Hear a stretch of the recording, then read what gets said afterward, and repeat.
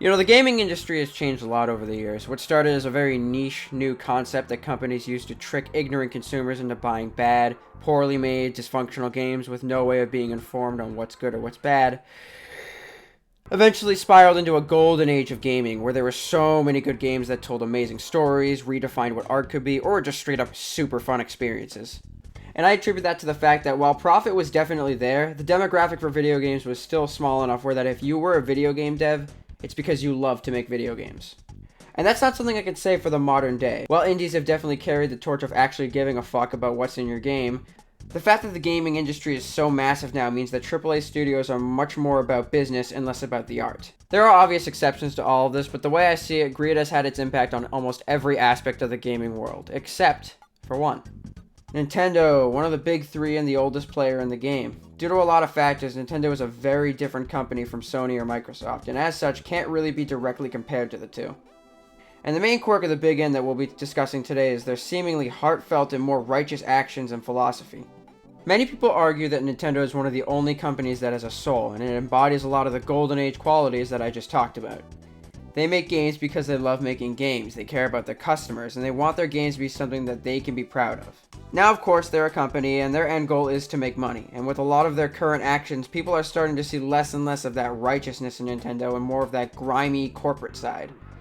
So today, we're putting Nintendo on trial and digging deep to answer the question, are they as good as we think? All that out of the way, forward men! Okay, so to start off, let me get it out there and say that I do believe Nintendo is a lot better than most other companies out there.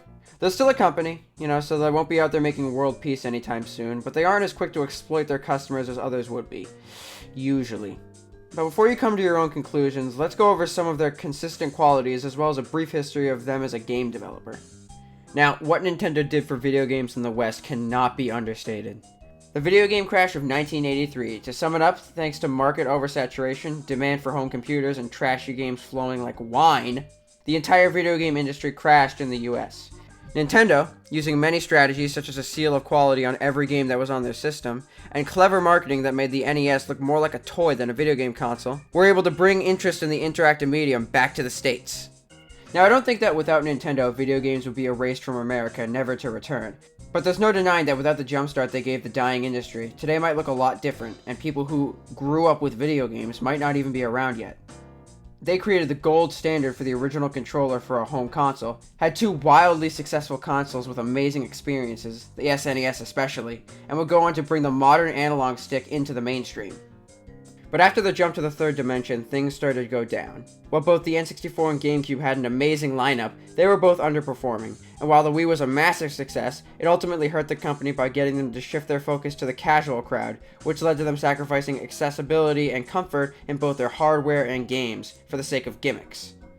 This, of course, all led to the Wii U, one of Nintendo's biggest commercial failures of all time. The Wii is also when I think many realized that Nintendo just wasn't up to the basic standards of the industry, specifically in regards to their online play. This of course all leads up to the Switch, which I'll talk more about in a later section. So what can we learn from all this? Well, for starters, through a combination of heart, talent, and polish, Nintendo puts out some of the best and most unique games in the business. They had a huge hand in keeping video games alive in the West and are responsible for creating a lot of the modern standards in the industry. They have faults, such as their resistance to new standards and willingness to abandon their core fans for the sake of bigger crowds, but have ultimately shown to care for what they do and who they do it for, an admirable quality for a big business like them. Now, they have all sorts of smaller faults that I won't mention here, such as their treatment of certain series, not caring for fair use, and this really funny and wacky thing they do where they don't give two flying fucks about what their fans want and what they're saying, but only for certain series and aspects of their ecosystem. One big one I'm tempted to talk about here is their unhealthy relationship with fan projects and emulation. While I think it's a valid part of this discussion, I won't get too deep into it as I could make a whole video on it, or you could just go watch one of the many videos on the subject made by much more informed people than mine. To sum it up, instead of embracing fan projects that make literally no money and are simply labors of love, they nuke them. While they are in their legal right to do so, it doesn't make it morally acceptable to take something of this nature as evil and theft of their IP when it's clearly not. And as for the legal puzzle box that is emulation, I think it's fair to say that if you won't preserve your old works and allow them to be played on modern systems and enjoyed by everyone, that's fine. Nobody forces you to, but somebody has to do it. And if a programmer can do all of this, as well as polish the games and even add additional content in some cases, you have no right to complain. Be competitive or get lost, is what I say. You know you need a cover sheet on your TPS reports, Richard! That ain't new, baby! Hey, Terry. Hey, Janice! Motherfucker! Okay, but all of this isn't what I want to focus on. Let's say that everything leading up to this puts Nintendo in the green. Compared to other companies, they are marginally more morally upstanding than those in their field, or even companies in general. Prepare for trouble! Make it double! So after the volcanic shit show that was the Wii U, Nintendo wised up. They realized that even if they're going to stick with the gimmick for the next console, they would need to shift their focus back to core gamers. And with an excellent marketing, a great concept, an amazing lineup of games, and a dollop or two of fairy dust, the Switch made Nintendo relevant again. Their lineup had been better than it was in years, and with the Switch selling like mad, the company's mindset seemingly changed for the better. Everything looked good, but then it wasn't. See, success does crazy things to people. It makes them think they can get away with a lot more. And while I can't prove it, I do believe that their current success is what's leading to all these anti-consumer practices that we keep seeing pop up in the Nintendo ecosystem. Joy-Con drift was a problem that's been around pretty much as long as the Switch. 4 years people have been buying faulty, expensive controllers for a system they already bought. And in the 4 years that it's been a problem, what has Nintendo done about it? They've mentioned it twice very briefly, great. They did start repairing them free of charge, but only in certain regions, and it was never publicly announced. And there's still no word on the progress of fixing the design flaw that causes drift. And what about NSO, that busted up piece of shit? Again, it's been out for almost 4 years and it still feels like it's in beta. Nintendo's online has never been good, but this is the point where it's starting to become just unacceptable. Especially since we have to pay for it. I remember how we talked about preserving legacy content earlier, and how Nintendo doesn't do it? Yeah, this is about the closest thing they've done in that department. A skinny little selection of NES and SNES games that are updated very infrequently with no other systems available. You can play them online, which is cool if the online worked, but it doesn't, so it's useless. Okay, faulty products are bad and refusal to do anything about it is EA. But it's not like Nintendo is taking part in direct anti-consumer practices, right? Oh shit. The idea of re-releasing games from their previous dying console to a much bigger audience of the Switch is a no-brainer. Pricing them all at full 60 big ones, including ones that were never that expensive to begin with, is no-brained. Maybe in 1 or 2 cases you could argue that the additional content added to the ports is just barely enough to make a $60 mark, but in most cases you couldn't even dream. And of course, the grand champion of all of them is the good old 3D All-Stars collection. The newest of the 3 games in the collection came out over a decade ago. And even though my expectations weren't even that high, it still managed to disappoint.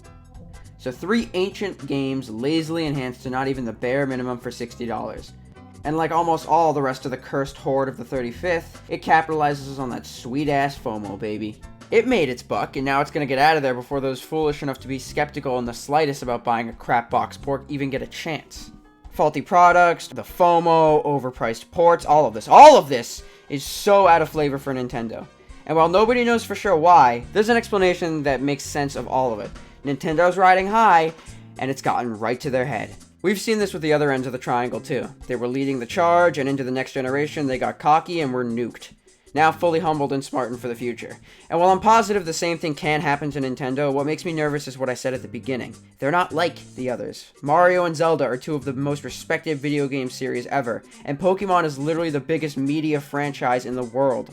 Nintendo's exclusives are so popular and loved that if they keep delivering the goods the way they have, they could get away with a lot. Why do they sell lazy ports at full price? Because people buy them. Why do they not fix NSO or Joy-Con drift? They know that people will keep buying NSO and dealing with their drift. None of these things are a good look for them, and I do believe karma is coming their way, but for now, this is how it is. It's my hope that Nintendo will go back to being the guys that invented Tingle, and stop being the guys that forced a touchscreen into Mario Galaxy. You died. Well, why wouldn't you tell me that? Dr. Fauci, give us vaccines. Help all the people who have been quarantined. We'll wear our masks and we'll have to stay distant. We'll wash our hands and we'll be more resistant. Fauci.